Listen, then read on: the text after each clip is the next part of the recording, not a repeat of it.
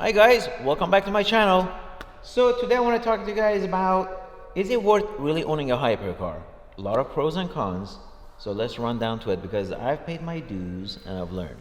Well, first and foremost, don't buy just any hot car that comes out because of the hype and because you want to show it off and say, hey, just bought the new 911 that came out. Buy a car that you're passionate about and you plan on keeping it.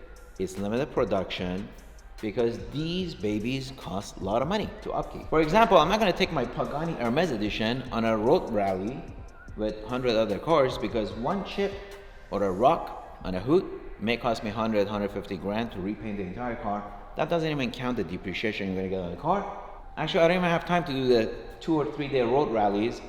Actually, I've never done it. But if I were to do it, I wouldn't be taking out my most precious car, right? I'll be taking probably something on the other side of the garage. SLRs, the 911 Porsche, the 650S McLaren, which I've tracked it twice actually, because what's the worst that can happen? You have a fender bender, rocks on the hood, it may cost you 20, 30 grand. It's not the end of the world.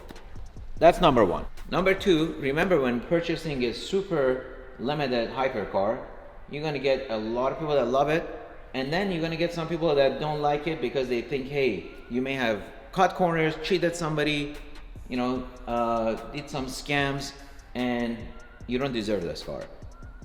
Lucky for me, I'm well known for real estate and been doing it for 30 years. So I don't have that, but it does come with some drama.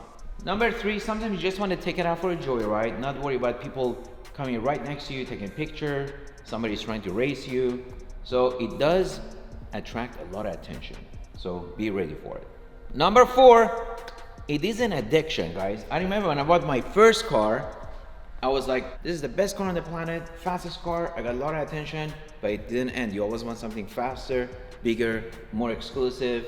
And as you guys can see, one Bugatti, two Bugatti, 1200 horsepower, now 1500 horsepower. Now I got one for horsepower. Oops, did I say that? So be prepared. You're gonna spend a lot of money because this is an addiction and you're gonna always wanna up it up. And if you're buying it for speed, realize that craving is gonna go away because you can only go 200 plus miles an hour.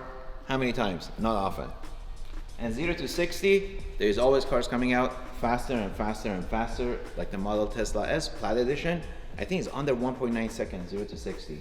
And the fastest quarter-mile production car, period. That's what Tesla says. Now, number five, you gotta realize these are not all investments. Sometimes you buy a car, you think you're gonna get a good pop on the resale. Yep, I made some money on some cars. Koenigsegg, 1.9 million. Few other cars I've sold, I made 500,000, 700,000 profit. But some of these cars, I've actually lost money. Like the 650S Can-Am over there, I paid 362, and it's probably worth maybe a quarter. Maybe less, maybe 200. So be prepared, you may lose some money. Number six, opportunity cost, because when you're parking millions of dollars in cars, well, your money is just sitting there and you could be investing it in other things, right?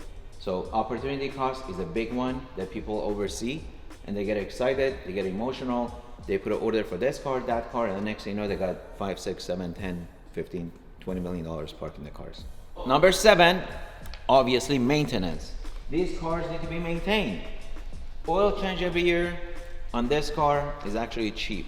On the old Veyrons is $22,000 to $23,000. Tires on this car I think are 10 grand because they put a different Michelin on these Chirons, but the old Veyron is $38,000 for a set of 4 tires. And if you have to move on to wheels, forget it. It's $100,000 a piece. So maintenance is a big issue.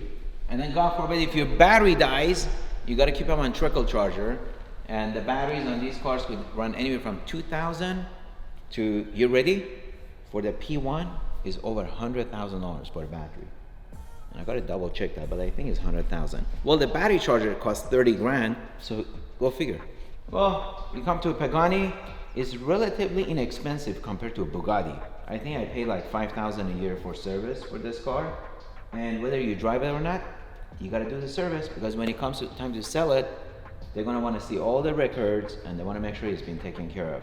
So whether you drive it or not, you got to fork over the dough. Video is getting too negative. Let's move on to the positive, because hey, I wouldn't be buying all these cars if it wasn't a lot of positive about owning these cars, right? Well, the positive side, there's so much. Number one, pride of ownership. When you have a one-off car, you drive it around and you've had a hand in designing it, building it. It's like having a baby, right?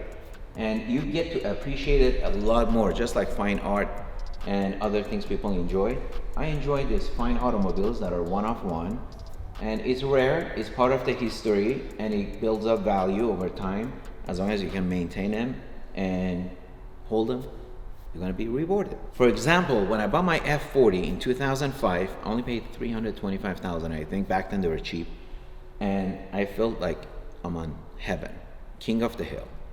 I was the only guy that owned the F40 in my town. Not in my town, definitely in Newport Beach there was a couple other guys that owned it, but hey, 1 out of 3 is not bad, right? Forget the numbers, I'm just gonna go over the rest. Networking. When you have this type of cars, you're gonna get into a different circle. You go to car meets, Monterey Car Show, different car shows, Geneva. People get to know you. Hey, that's the guy with the Chiron Hermes, or that's the guy with the Pagani. So you get to meet interesting people, like-minded collectors, and it's kind of neat. Basically all walks of life, interesting people. Another reason I love these cars, they definitely help you build your personal brand. Look at Shimi, TJ, Stradman, I can go on and on, Supercar Blondie. I don't know how many cars you have in your fleet yet, Alex, but I'm sure you're piling up. With those cars, they end up making a living with it. I'm having fun, but hey, it does help my personal brand. I'm not gonna lie, it's great for marketing. People see this as a symbol of achievement, and they look at me, they're like, how can you buy 3 Bugattis? What is he doing right I'm not doing? So it helps me pass on my knowledge. I have some courses, and I feel fulfilled and great when I'm helping the little guys that are starting out, just like I was 30 years ago. Bottom line, guys, if you got the passion and got the means to do it, buy the right car for the right reasons and enjoy it in good health. With that, thanks for watching. Subscribe, like the video, and be safe, be well. See you next week. People always ask me how I made my money. You see the Bugattis, Paganis, and McLarens, I've got it all from doing real estate. I've been doing that for 30 years. Buying, selling over $800 million. And now I'm here to teach you, because you got to learn it to earn it. So check out the links below and see you there. Great success!